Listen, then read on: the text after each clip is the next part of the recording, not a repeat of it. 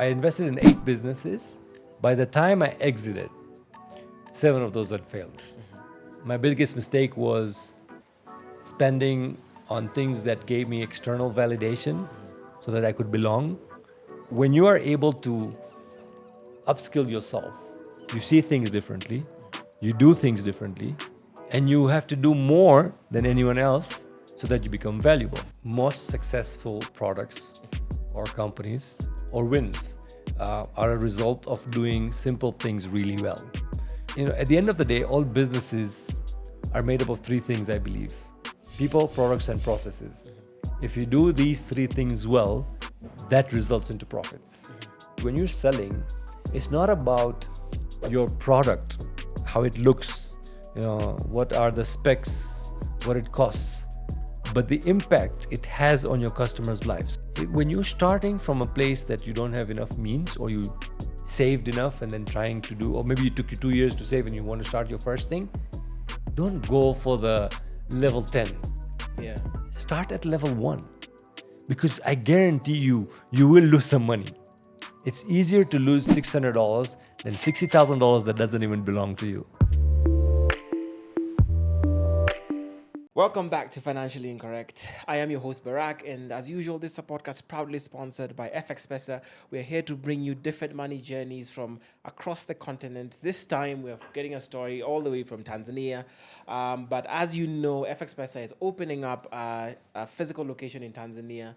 In Dar es Salaam, F&B House, 3rd floor is where the offices are going to be. So if you'd like to learn about trading physically and you're in Dar, please be sure to check out the offices at FX. As we do have Tanzanian guests, we are shooting this in Kenya because, as you will hear from him, he is East African, works in Uganda, works in Tanzania, works in Kenya. His name is Aashiq Shariff. He's a self-taught business professional, has over 20 years as an entrepreneur.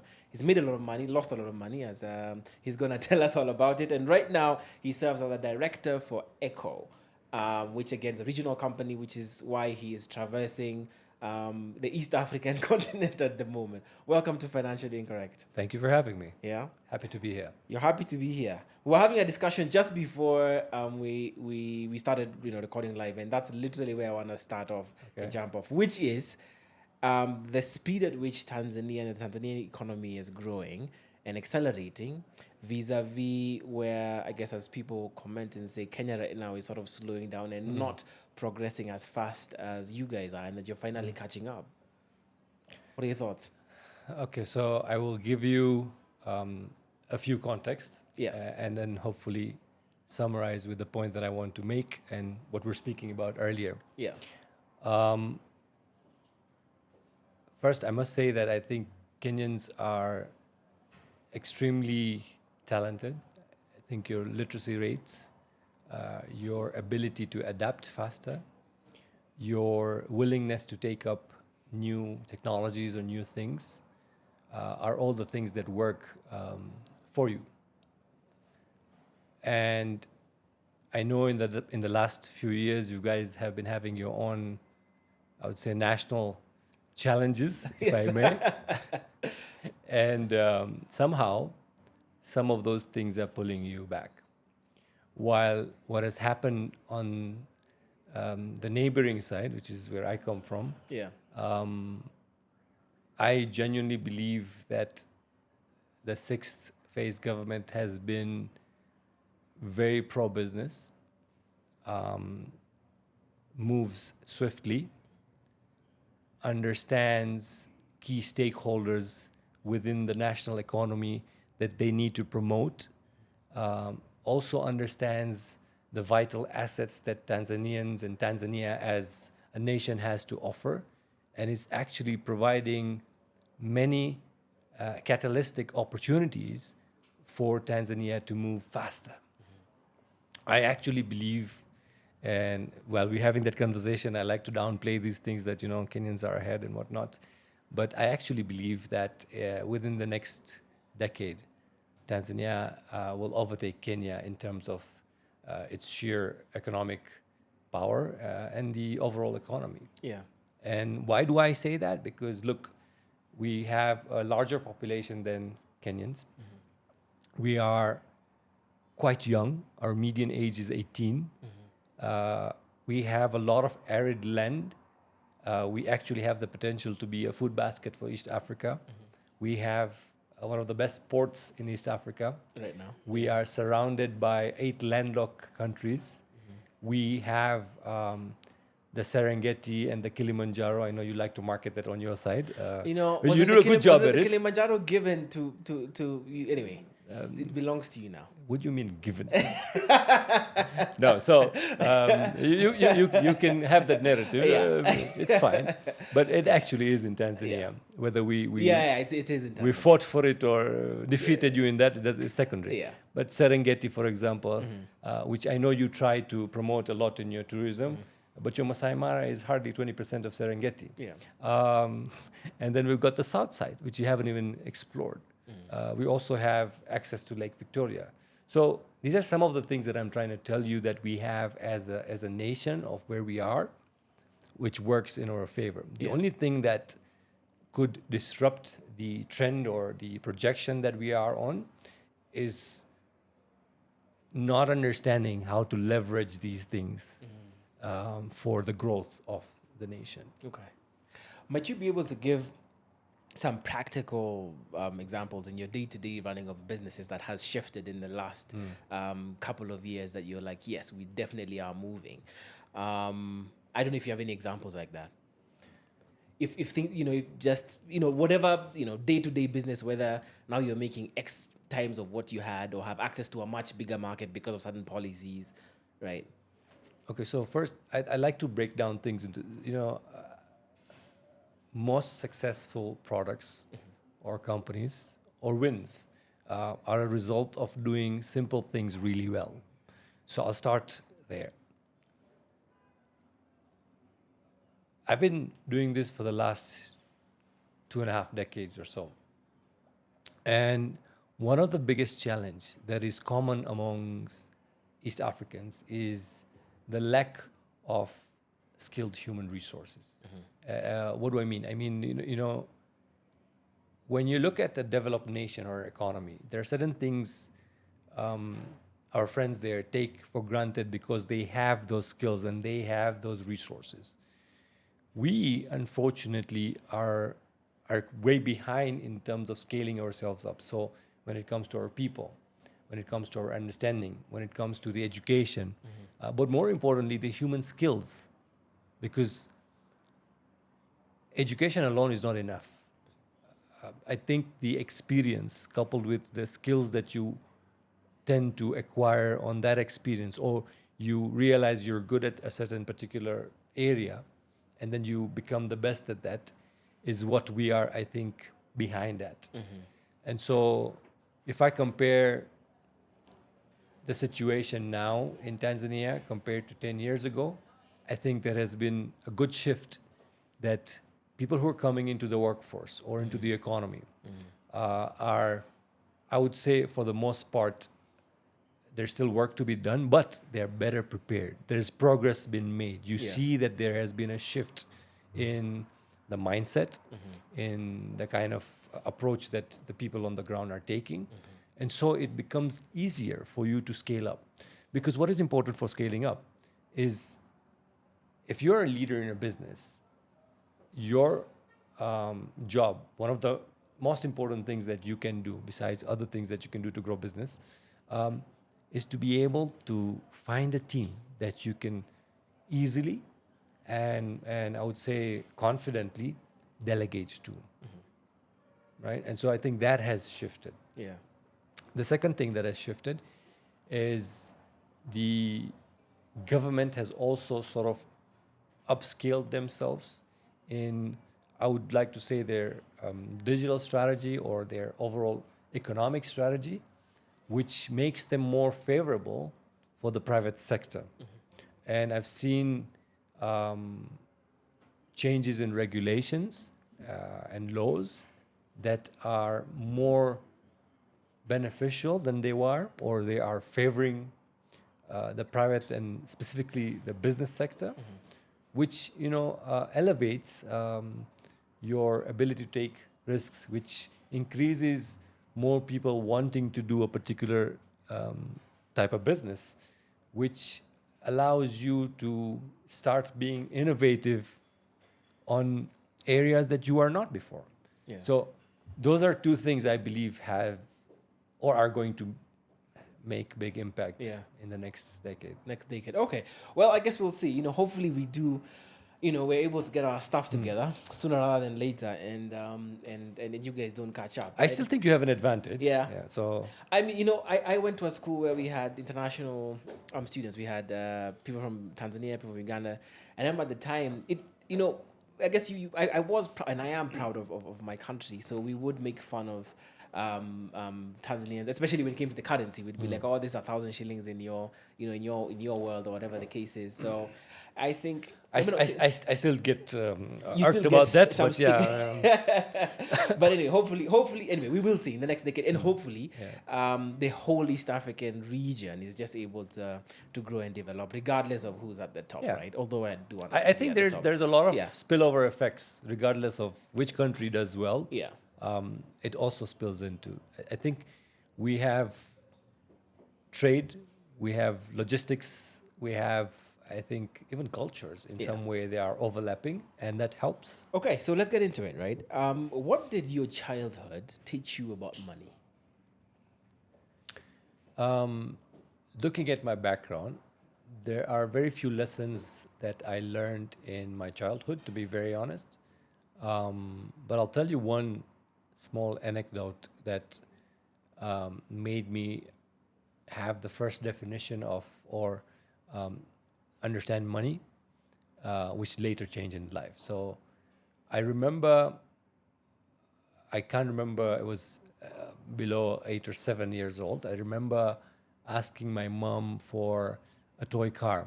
At that time, I don't know how old you are, but there were toy cars that we used to play with on our balconies, and you try and park your cars, and it's one of those games that you play. And we would pass in the rounds that you would do, whether I would go to tuitions or madrasa that I used to visit, we would pass this shop that had really nice fancy toy cars. And I would always stop at that showroom window and ask my mom for a particular toy car. There was a point in time that my mom was a single mother, so it was hard for her. I don't come from a place of affluence or money. And so it was that time that she was trying to make ends meet in the home.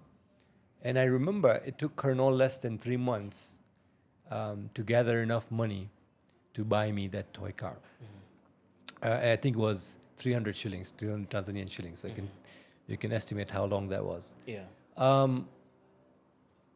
That taught me that it's important to have money. And the first definition of that gave me, if I want to be truly happy in life, I have to find a way to make money. So that was my first introduction to money. That's the childhood side. But besides that, I think my lessons really came in when I put myself into work or getting employed or getting into business. Yeah. Okay. With the education system that you have in Tanzania, was there any room, and even now, for financial literacy? Is there anything around that's taught, whether it's directly or indirectly? Yeah. So we do have subjects that teach economics, that teach accounts, that teach math. And as we were speaking earlier, I told you I'm a dropout. So I did my O-levels and then was sent to become a pharmacist, which I drop out at. And everything that I have sort of learned is mostly self-taught. Now, having said that, for me, and I'm not someone who's trying to say don't go to school, but I think our education system as a whole within Africa, but also in the world, needs an upgrade. My view of what we're taught in school is one outdated. It also does not really give you the practical scenarios of the actual world. And I think we're building people who understand theories, which really don't help in you being able to implement those in your life. So short answer to that, I don't think we have enough. I don't know, should I say content or Yeah. enough effort being made to really make someone be prepared, Yeah. specifically in terms of financial literacy. Yeah. Okay. And this question I'm getting from a bit of the conversation that we had before, because you talked about, you were sent to the UK Yes. to study pharmacy. I mean, you've talked about not coming from a place of affluence and, difficulty, so to speak. How then were you able to afford, heading off from Dar in Tanzania, heading off to the UK to study there, albeit for the short period before you dropped out? So I was blessed to have siblings and guardians who took care of me because I lost my mother when I was 8. And I think my parents had already separated by that time. And so my siblings, of course, were trying to get the house running or keep the house running, and they had I think they have a lot to do in helping me through that phase of life. And in our community, usually the relatives and friends and family help out, which is what I'm blessed with. And if you know Dar, Dar is like what you call your Mombasa, which I don't know how true it is, but it's a very close knit community place, or it used to be. Of course, it's changed drastically now. So I was fortunate enough to have siblings and guardians who took on the responsibility to educate me, which I'm eternally grateful for and thankful for. So they were the ones who were able to pay for my education further on. Okay. So you didn't feel the burden of that in any way when you were dropping out, when you were saying, this is not for me? Yeah. So that's why I feel really bad about it, because Yeah. it wasn't, I didn't do anything to earn that chance to go foreign or to a foreign location or to an external location to get my education. And so maybe when you're young, you don't realize your how much it takes for you to do that. Yeah. So as ashamed as I am, but I am also very self-aware. If I had done what was planned for me, Yes. I would have been a very bad pharmacist. Okay. So as you were living and studying in the UK Yes. at that time, how are Yes. you living financially? How are you spending your money? Do you have to get a job to be able Yeah, to so keep... I was still supported by my guardians and my siblings. And I think that's where I probably learned the other lesson of finance and how to manage your money is, when you're young, you have a very different notion of what success should look like, or how do you belong to a certain cool gang, or if you may, a certain kind of people that you want to show. It's usually external. And I would get my fees paid by them, and then I would get a monthly pocket money to say, hey, this is what the budget is, and you need to now learn how to pay for your rent, pay for your food, get your logistics sorted out, and Right. and it's very easy, if you don't understand what are the things that are important in your life, to spend on the things that are not important just because you want to impress someone on the outside. I think most young people, in one way or the other, have gone through that phase in their life, and so have I. So my biggest mistake was spending on things that gave me external validation so that I could belong, and not understanding how I could use the money to be better in my life. And it actually caused me issues as well. So What's the biggest between a rock and a hard place situation you got yourself into based on spending money on the wrong things? oh, um, I'll give you the same example in the UK. Because I was spending money on the wrong things, and that money had to come out of somewhere, because I also had to eat. I also had to pay for utilities. I also had to pay for my logistics. Um, I, w- I think I racked up my rent bill to about 6 or 7 months, so my landlord came after me because I hadn't paid rent for a number of 7 months, which would mean that I would be thrown out.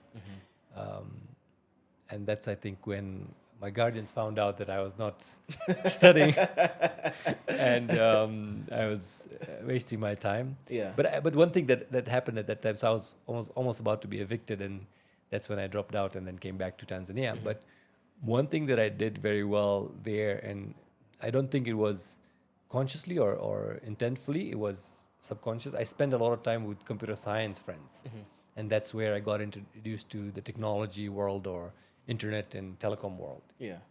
Okay. So, so you don't pay your rent for 6 7 months. Your landlord Yes. figures it out. Your guardians are involved, and now you're like, I'm not cool with this pharmacist thing. Let me come back, Tanzania. I actually thought of running away because I To didn't where? want to. I don't know where, but because I didn't want to come back to Tanzania. But then I realized I was going to be evicted from my place. Yeah. Um, And this was, and that was home. And UK is a place that is quite vast. I don't know anyone else. Where would I go? What would I do? I don't have money, so I don't have a way to earn. Even though I did a few jobs there. So it taught me a little bit about how hard it was to earn money. But I didn't have no avenue to make money. Yeah. And so the only thing that would be safe for me is to come back to Tanzania. Okay. So let's talk about you coming back to Tanzania and Yes. getting your first, I guess, looking for the first job. 'Cause Yeah. primarily that's what you come back and do, Yes. right? So what's that process like? And So when I got back to to Tanzania, my guardians and siblings were very upset with me, rightfully so. And like I said, I am not happy about them going through that and losing that money. And then because my siblings were doing well in their own lives, they had a number of interests that they were operating under. So one was a mitumba business, so used clothing. One was a warehousing business, so renting out real estate. My father was still alive then, had I would say a logistics business as well as some farms. None of these really interested me. So when I got back, because they were very upset, they said, "Hey, listen, it looks like you don't want to study, so you need to join one of these places." That scared the shit out of me because none of those things were like something that would interest me. I sought advice. I looked out for different things that I could do, and one thing that I realized very early on is technology is something that I absolutely love. It intrigues me. It excites me. It's a place which I genuinely feel is the creation of a lot of solutions that impacts the human being positively for the most part. And so sought out to look for tech companies in Tanzania. This was 1999, which was quite early. There were very few tech companies. And it took me a few months because I think I had an ultimatum of 6 months. If I couldn't do, then I would have to join one of those businesses. So thankfully, I did manage to do it within that timeline. And I found someone who I was referred to. It took me a number of weeks to get him. And he was starting an ISP. And I sat in front of him and he asked me, "What do you want to do?" And I said, "Look, I don't know. All I know is I like technology. So whatever you have in technology, I'd love to try things out." Right. And so I must have said something well, or maybe he liked me, or whatever it was. He gave me that opportunity. So the first job that I ever did was at Tanzania's first internet cafe, where I was a cashier. I would train people, I would make coffee, I would sweep the floors, and look after the business. Did that for 6 months, and then I got bored. So one thing that I have is I get bored very fast. And I went back to the guy who gave me the opportunity, saying, "Hey, listen, I'm done. Can I do more?" And that's when they were starting the ISP, and said, "Hey, how about you like?" Back in the day when people didn't know what they wanted to do, they would do sales. Yes. And they say, "How would you like to do sales?" And so that's how I started. So my first real job in Tanzania was to sell internet. Okay. How much are they paying you at the cafe? What are you being paid? I was being paid. Yeah. I'm trying to remember. I don't know. So I don't know what's in Kenyan We'll shillings. do it in Tanzania. Yeah, so shillings, Tanzania, and so then it was, we'll do I a- was earning 150,000 shillings. Yeah. Today's rate is, I believe, 1 Kenyan shillings is about 19 Tanzanian Yeah. shillings. So 150,000 shillings. Okay. So And it what would probably you is do with what would you do with your money at that point? 6,000. Well, I had to now because I went into work. I had to now start my new life. I also got married very early because I wanted to settle down. But at that point, were you At married? that point, You were married at that point. yes. That seems very soon after you've come Yes, back yes, from yes, uni. yes. So, okay, giving you a little bit of context. Indian households, Yes. there are certain things that you are held responsible for. So my way of getting away from the mess that I made, the siblings that were upset with me, Was first to get married. find a job that is outside their sectors or areas of operation. Yeah. The second thing was married and get settled down. Yeah. So, you know, and I always, now that I think about it, in my life, everything happens at the same time. If God gives me wins, it gives me all of it. If it gives me failures, I get all of them together. And so I did get on this new job, get married at the same time. So how old were you? I was 21. Okay. Wow. I know, I That is- still look 22 with Yeah. about 40 years of experience. But yes. Yeah. So for me, it was like, that is the start of my, I would say, education.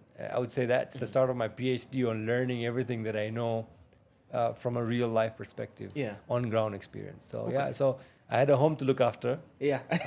Although my partner and my wife was working as well, so we were both working, and we had to now start our life. So I remember it was difficult. Was it exciting in any way? Um, I would assume getting married young. I mean, the novelty. and, okay, I'm glad you got the drift. So you know, Yeah. so when you're doing something really nervous, Yeah. get something that you're really having pleasure in. Yeah. That way, your nervousness thinks like it's happiness. So Yeah. you never really know what's happening to you. No, so yeah, it was both. It's just happening. It's just, I think it's just, do you know that the human body doesn't know the difference between a real event and what you imagine. And when you are scared or nervous or when you're excited, the body has a similar reaction to it. So over time, I've learned how to know how to use that energy in the right ways. Yeah. But way back in the day, I guess I put the two together and said, okay, it must be excitement and it's not nervousness. So Yeah. Okay. So what's the next big thing that happens in your money journey? Because I guess now you've worked at the internet cafe, you've finished that, you've got married, you're now going into sales. So what's the next big thing So, that happens financially? like I said, because I was starting my life, Yeah.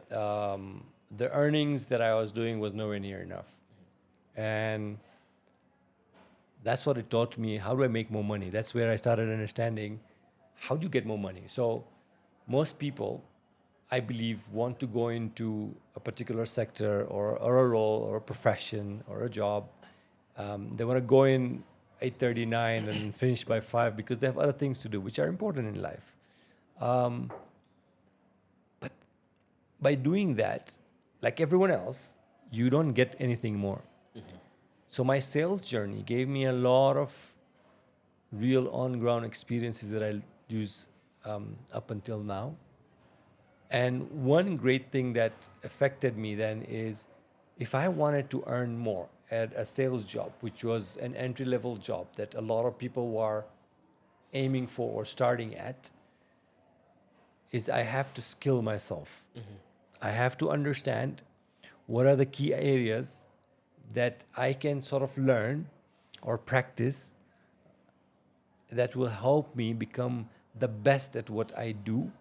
And so when I go in and ask for more, I have data that proves it. So if you want to earn more, and that's an important factor in your life, everything changes as you start earning more. And I think you get to a point where it's no longer about how much you earn because you've already reached that comfort threshold. It's how you use that money or understand that the money now then becomes a tool for you. Yeah. So before I got there, I needed to realize that for me to do anything well in life, I gave you the lesson that I learned in my early childhood, and now I'm going through life understanding that I need money to be able to even survive 1st. Forget comfort, forget trying to impress others, forget trying to travel or make my partner happy or buy gifts for her. I have to have a bare minimum amount to live a comfortable life. Yeah. And for those who don't come from an area of having means, so no one invested, you don't have now I don't have pocket money, I don't have anyone paying for me. The more value do you add to yourself, the more the opportunity that you open to earn more. Yeah. So my mindset was very clear. How do I become the best salesperson in this ISP? Yeah. And within the first 3 years, I think I achieved that because I would close between 70 to 80% of the corporate customers of that business. I was able to close. What was your typical sales pitch, So if you can remember? yes, so I and I'll tell you the principle that I use and the understanding that I have. Then you don't really need a pitch. Back in the day, internet was new. It wasn't as readily available or easily available today. So it wasn't a utility land. Then it was a luxury. It's harder to sell luxury because there is a niche market that you have to go after because there is a certain type of people that can afford luxury. Yeah. But if you position your product or service in an area where it solves a challenge or a problem for someone, then you are skipping over that barrier that you have. So I understood that internet was something that will be a tool for people. It will solve problems for people. It will enable them to grow in their lives. And that's how I packaged my solution. I always believe that when you're selling, it's not about your product, how it looks, what are the specs, what it costs, but the impact it has on your customer's life. So what transformation is your product promising? My sales journey taught me that, not consciously, but on the ground. And I'll give you a story that I've also said before. I used to live in a block of flats, about apartments. And I was surrounded by about 100, 120 apartments in that block. I wanted internet at home because now I had started working at an ISP. And back in the day, that's when, by the way, Google was not created yet. And we had things like Yahoo or Hotmail, chat engines. It was a source of knowledge for sure. And I wanted internet at home. So I went to my supervisor. I asked them, can I get a wireless internet? Back in the day, fiber was not there yet. It would either be dial-up. I don't know if you know what dial-up is, or wireless. Yeah. And wireless was just being introduced. This was in 2001, if I'm not mistaken, 2000 or 2001. And I was rejected because the whole unit cost about $3,500–4,000 to install, and a minimum subscription for any plan like that would cost anywhere between $100 to $150. That irked me. I'm like, why can I understand it's a lot, and because once they install for me, the business will not earn from me. So it's not an earning investment. Yeah. And because of my challenge that I had, one fine day when I was coming back home, and as I'm going home, and I'm looking at all these other flats around me, and hold on one second. If I have this problem, I'm sure I could find 10, 20 people who have the same problem, and they can't afford to have this. And so I devised a plan saying, you know what? I went back to my supervisor. I said, listen, okay, put this device there. I promise you within 1 month, I will get you 20 customers who will pay $100 or $150 for installation or connection or NRC, and $50 per month for usage. How would you do that? Just put a switch and pull cables. I wouldn't even know if the cable was the right grade to put it on the outdoors. It didn't matter. I said, just put a switch to the Vuta cables. Doesn't matter. Yes, and they agreed to that because 20 customers paying $50, that's $1,000 a month. It's a good idea. And within the first month, I'd signed up 50 customers. That taught me that if you position your service and product Yeah. and the problems that you're solving, the Yeah. transformations that you're going to give, Yeah. that makes you a lot more relatable, Yeah. but also allows you opportunities to put yourself in front of more people, and understanding how you solve those problems makes you more valuable, because not everyone does the same thing, right? Yeah. That's true. Interesting story. So at what point, because at Yeah. this point you sort of said that you still want earning enough to be fully comfortable. What point do you start earning enough money for your household to be comfortable? And what are the things that had happened? So for because that I to get did there? understand that early on, and I understood that for me to solve my challenges, I need to look at other people's challenges and how do I solve those challenges makes me more valuable. The more valuable I am, the more money I can make. Because the larger kind of deals that I can close, my commissions go higher. Because now I'm more valuable to the business, I'm substantially contributing to the growth of the business, which then allows me to have a leadership or supervisor role again that increases my pay scale. Also allows me, as I do that more, allows me to now sit on the strategy team that allows me to now do more with the business. So when you are able to upskill yourself, you see things differently, you do things differently, and you have to do more than anyone else so that you become valuable. People, at the end of the day, all businesses are made up of three things, I believe: people, products, and processes. If you do these three things well, that results into profits. So if you understand the people, product, and process aspect of any business, and you grow in any of these or all of these, makes you more valuable. So I was very simple. I had to grow myself, Yeah. make more value, so that I am not only increasing the kind of commissions that I'm earning, but I'm getting more leadership or supervisory roles that again increases my income. Yeah. Okay. And how long did that take from the moment you started working? So to I'll when give you begin- short. Yeah. I started in 1999, and by 2009, I was the CEO of that company. So it took me 10 years to Yeah. go from a sales executive to CEO. Of course, there are models. So sales executive, senior sales. Then I went into technical operations. I was a technical operations manager. Then I became GM Enterprise Services. Then I went into CEO.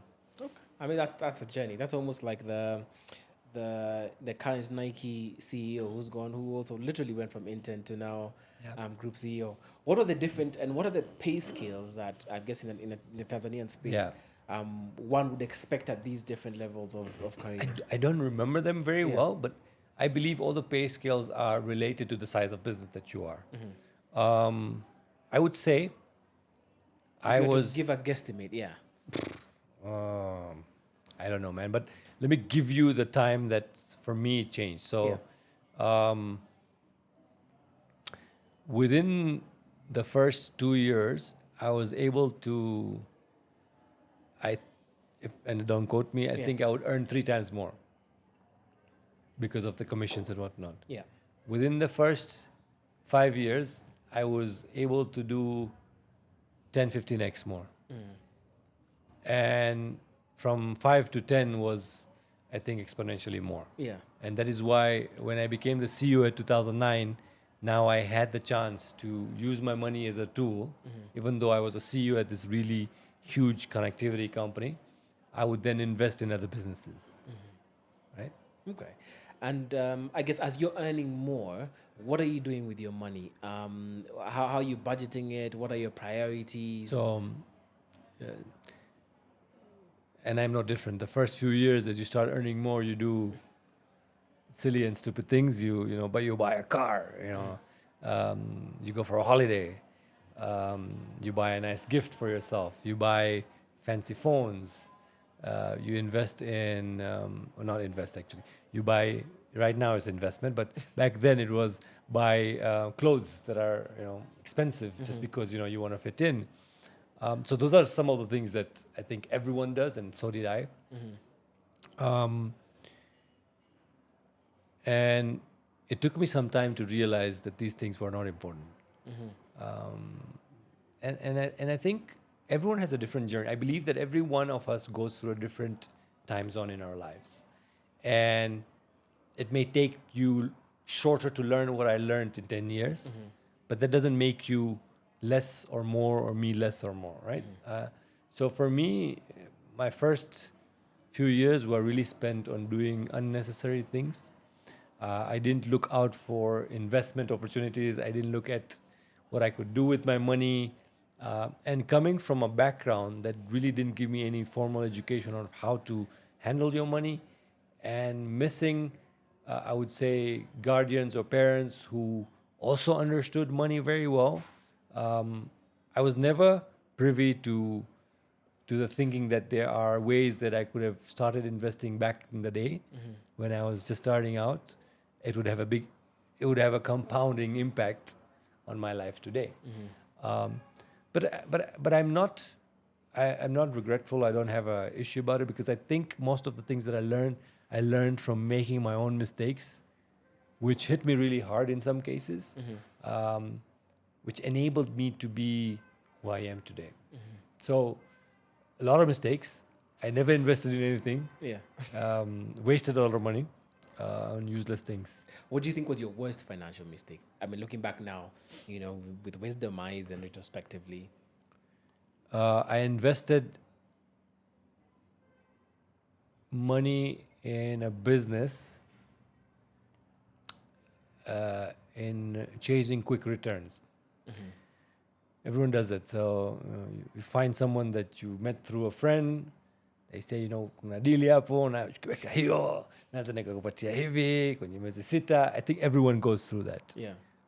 And I've lost money in that. So I probably put in, back in the days, I'm talking to you about 2008, 2009, I probably put in about $30,000 in all gone. and it's gone. I never saw it. I never saw the person again. Was it a pure con, or did the business just not work? So I think it was a con. I've never met that person again to be able to tell me if no, it wasn't a con. But Yeah. Okay. So and let me ask, I guess, for coming from a place where, like you've said, there's quite a bit of lack. How then do you deal with, because even the figures you're talking about in terms of $30,000, I mean, that's money. That's like a good amount of money. Yeah. So how do you deal with the sheer volume of money that's now coming your way? Do you feel like you're able to handle it well? thankfully, because I made some of those mistakes. So when I lost the money, I think it wasn't 2000. I was earlier, 2008, because I had taken part of it as loan. So I was paying that back for the next, I think, 2 or 3 years. It took me a long time to pay that back. Yeah. But once I was able to, and I was able to earn more, there's a few things that happens for you when you become more valuable, when you add skills that add to you as a human being, that adds to the work that you do, that allows you then. So there's a number of things that happen. Number one is your network grows, because now you're operating differently. You're able to solve problems for people. There's a lot of credibility that you start building in the market, and people like to do business with people who seem successful, or who seem smart, or who have a certain demeanor or attitude to them which is positive. So network you start building, your reputation you start building. You now have access to people that you didn't have before. So you learn from these people. You have now probably joint investing opportunities with these people that you did not have before. But also your learning and your knowledge goes up. All those things, I believe, have a huge impact on what you do next, if you learn from your mistakes, that is. I think every one of us goes through a few mistakes in life that we learn instantly, and we say, we will never do this again. And then there's some mistakes you keep repeating because you've not learned the lesson. Yeah. So it's the same. I mean, it's the same about those things. So thankfully, because I had lost and I got hit really badly in a number of places, those lessons helped me how I operate today. Okay. So from 2009 to 2019, I know we were speaking about it earlier. Yeah. After I made that big loss, I started 8 businesses while I was still employed with this connectivity company, ISP. And I left that company. Of course, that company, the ISP, I was able to grow at 50x. It got acquired by one of the biggest players in Africa. I stayed on for another 2 years or so, and then I exited the company in 2019 after I became the CEO of 2009. Went into all the way to 2019, did the M&A, and exited. But in that 10 years, while I was leading the ISP, I was actively investing in other businesses, taking from the lessons that I've learned, and. So I invested in 8 businesses. By the time I exited, 7 of those had failed, and there were different lessons for every business and how it failed. So. What kind of businesses did you? What are the different, of different verticals or just? So yeah, I had advertising business. I wanted to start something in agriculture. There was a consulting business. So yeah, there were a number of areas that I was excited about, but in most cases, I was not either prepared in some way. I didn't do my research well. I didn't understand how to do my financing. I didn't have enough capital, or I miscalculated my capital. Okay. Well, I guess the one that worked, I guess that.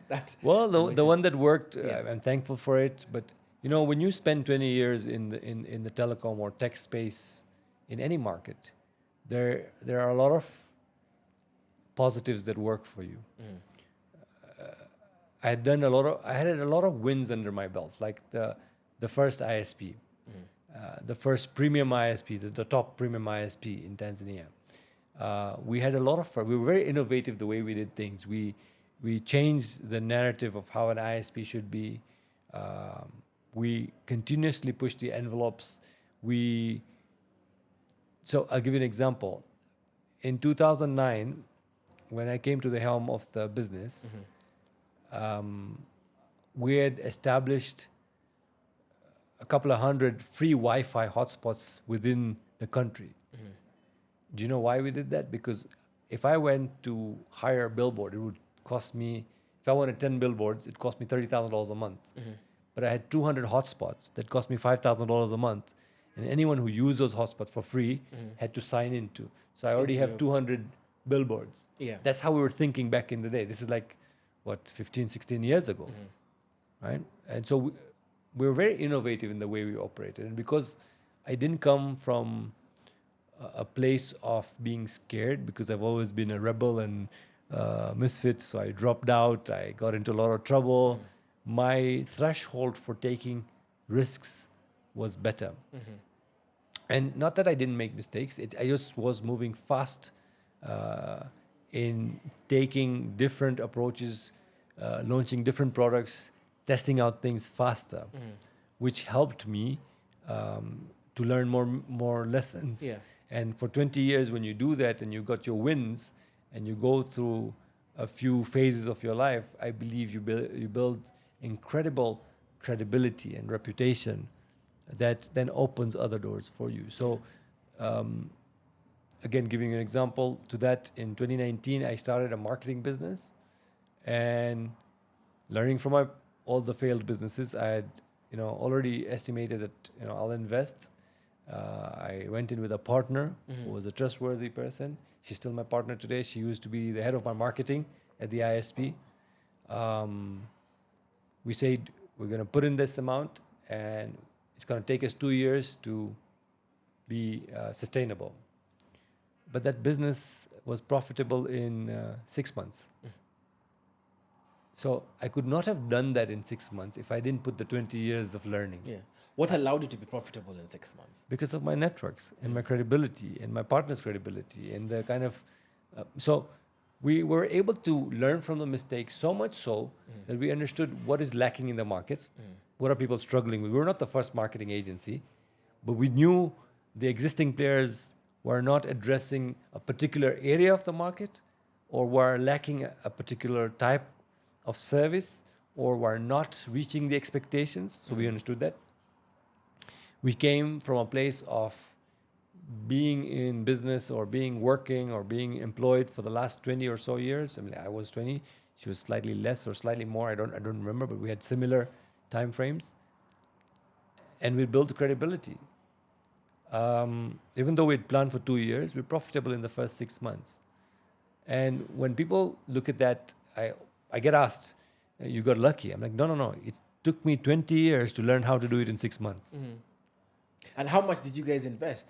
So I think we started that business with about $20,000, and most of that was working capital Yeah. and getting the Okay. office and whatnot. That makes, I mean, I guess that's just And very, very we doable. celebrated Yeah. 5 years this year. Well, congratulations. Very doable. Before we continue, let me introduce you to one of our sponsors for today's episode, and that is Loop. Loop is a lifestyle solution bringing together mobile money and banking all in one app. And you can be able to pay bills, you can be able to get overdrafts, you can be able to have so much more and qualify for so much more under Loop. It's a very easy way to register. I have registered myself, took all of 2 minutes. All I had to do was send a picture of my ID to verify that I am, in fact, who I say I am and a human being and not a bot. And I got a call back from the customer care representatives, just making sure that, again, verifying who exactly I was, my identity, and letting me know of the advantages that I have, up to and including an overdraft, the ability to be able to get loans as well. So Loop is a perfect solution for you for your banking and money needs. So why wait? Just Loop it. I have a question around your journey from, I guess, the sales into the CEOs, right?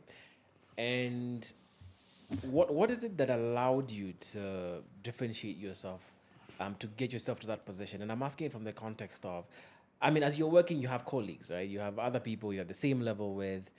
So how is it that you stood apart and ensured that you kept standing out throughout the journey to get you to the position where they gave you the top job?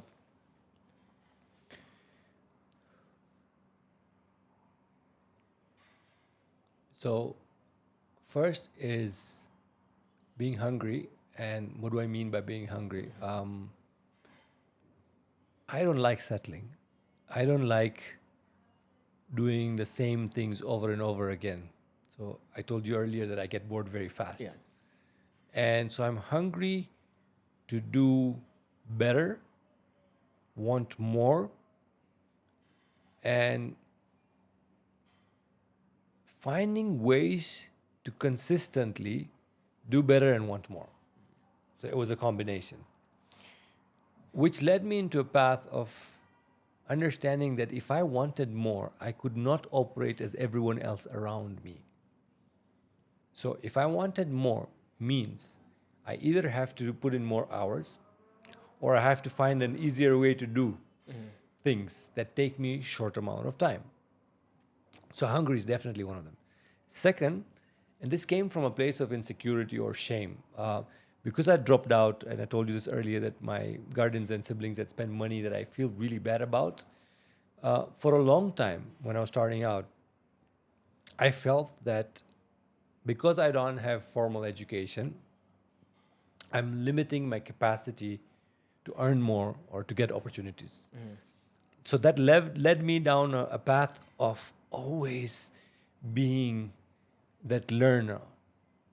And that's a habit that I got, that every single day, even today, I will learn something as soon as I wake up.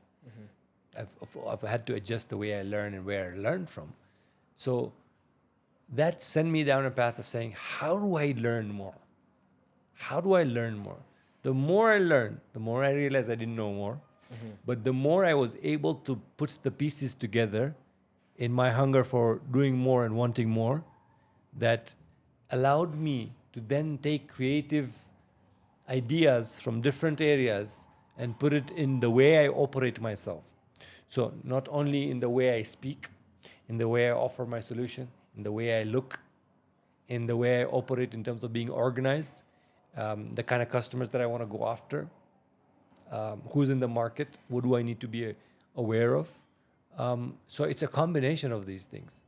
But for me, it was, and then the final thing was, so for me, was hunger, the insecurity of not knowing enough, and the final thing was not to be scared when I am in front of people, even if they are the owners of the business or directors or shareholders, when I saw something that didn't work well, or I had something that I could add to, not being scared to do that. And even to a point that I would challenge the business owner saying, I don't think you're right. Yeah. And again, it probably came from me not being formally educated or not knowing how to act in front of Yeah. people. But I think that worked in my favor. Yeah. So I would always fight with the shareholder saying, I don't think you're right. This is what I think. This is what we should do. Yeah. And that's how I would. So very simple example. When I was in sales, I would, when we have a management meeting, I would raise my concern saying, guys, I'm selling to X, Y, and Z customers. And here's your technical team who cannot install on time. And I did that for enough times. They got tired and said, you complain too much. How about you learn, you go and run the technical department? Yeah. And I said, you want? I'll show you how it's done. Yeah. And I did it. I had no idea how to run technical, but I did it. Yeah. You say so. For me, not being scared of shit Yeah. sort of worked in my Allow favor. you to do that. Okay.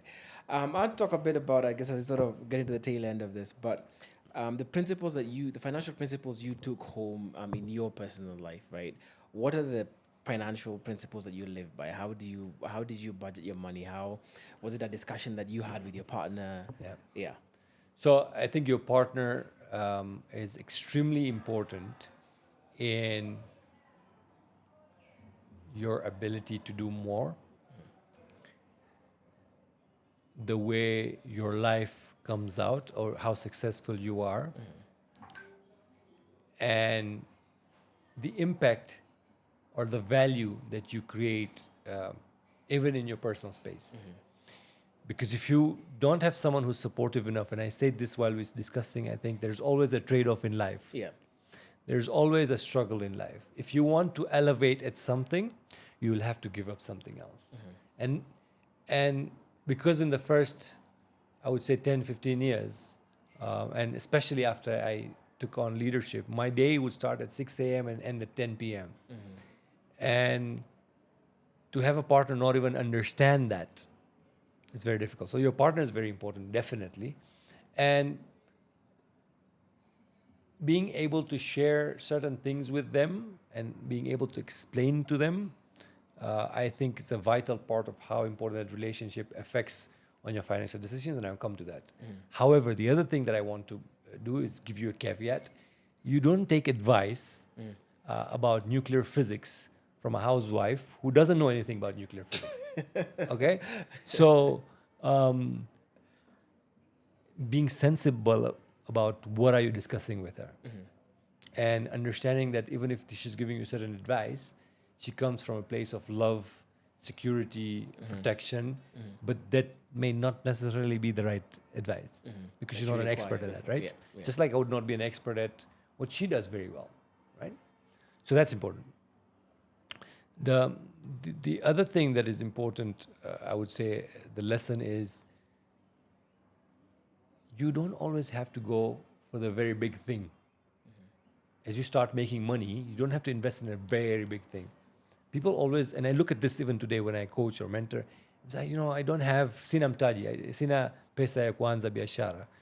And it's okay, what would be biashara? I want to start, bringing goods from China. So I'm like, well, it's like $60,000. Sasa, you don't have $600 in your pocket. You want to start with $60,000. Why should someone else pay for your dreams? Yeah. So when you're starting from a place that you don't have enough means, or you saved enough and then trying to do, or maybe it took you 2 years to save and you want to start your first thing, don't go for the level 10. Yeah. Start at level 1. Because I guarantee you will lose some money. It's easier to lose $600 than $60,000 that doesn't even belong to you. So the investment, your first risk, the first investment, the first idea, may not even be in the place that you like, may not even be what you aspire to get to. But start there, because the lessons that you will get, financial lessons that you get at $600, are worth a lot more, right? If your capacity is to lose $600, then you focus that. Don't be fooled into saying, I will get a loan, pull some money together, and I'll start this big business with $60,000, because you will get hurt, because it will hurt you. The bigger you go, the bigger the mistakes cost you, the bigger the lessons, and the longer it will take you to do something else better. Yeah. Because remember, if you take money from somewhere else, you have to pay it back. Yeah. So if it fails, $60,000 may take you 2 years to pay back, while $600 may take you 2 months to pay back. So contextually, your time is very important. Yeah. There's one thing that we don't get back in this world is your time, right? And so how you think about that is very, so that's the second lesson. Yeah. And third thing is, before you can make money doing, there's this, I don't know if it's in Kenya or not, passive income or multiple streams of income. A lot of youths talk about, which I sometimes think is a lot of crap, because before you can do 5 things well or 7 things, I'm doing multiple things today. But before I could do that, I did one thing for 20 years really well. Do you understand? So before you go broad, go narrow, learn your lessons, become an expert at one single thing, focus fully on that one single thing to grow it out of this world, and then do other things. Yeah. That makes sense. That makes sense. Sounds like financial tips to end the podcast. But I guess... I know you probably wanted formulas from me, but I'm not a finance guy. No. Absolutely fine. I mean, and those work fine. I know we're also on our time cap. So I'll just ask you, I mean, what's your most, what would the word be? Your happiest financial memory that you have to date, whether it was... in a corporate sense or in your personal life? So I will give you not a popular opinion. So because I come from where I come from and the lessons that I've learned, and as stressed as I was in every situation that I made a mistake and I lost money, there's one thing I know. If you're sincere enough and you operate from a place of integrity, which is very important to me, things will always work out. Because I know that enough and I've gone through different phases of my life, I never put my happiest memory related to money, even if it was. It could be me buying a luxury car, for example. It could be me buying a really expensive item for my wife, for example. It could be me sending my kids to university in Toronto, for example. It could be me buying a property or starting a business. I have never felt or being able to couple my happiness with a financial win, to be very honest. I have felt secure by making X amount of money. And one of those areas was, when I did the M&A, when I was able to sell the ISP to one of the biggest players in Africa, it definitely felt secure because it went for a really good price. I had, I had a lot to do with how we structured the deal. I made my shareholders a lot of money. So that was, I felt secure. It was a sense of pride and achievement.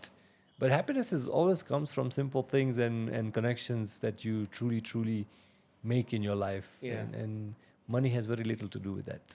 It gives you comfort, but has very little to do with real happiness. And don't let anyone fool you. Yeah, I think that's a wise answer. Wise answer. But thank you so much for coming on to Financially Incorrect. Like I said, I just hope that I brought value to your people and I wasn't talking all mushy and emotional. And then they really take something away from this. Yeah, I mean, I definitely think so. And like, I guess like you heard, like we've been talking about your first guest technically from Tanzania, even though we're shooting this in Nairobi at the time. And when we come down there, if you're down there, we'll be in there. We'll look you up as well.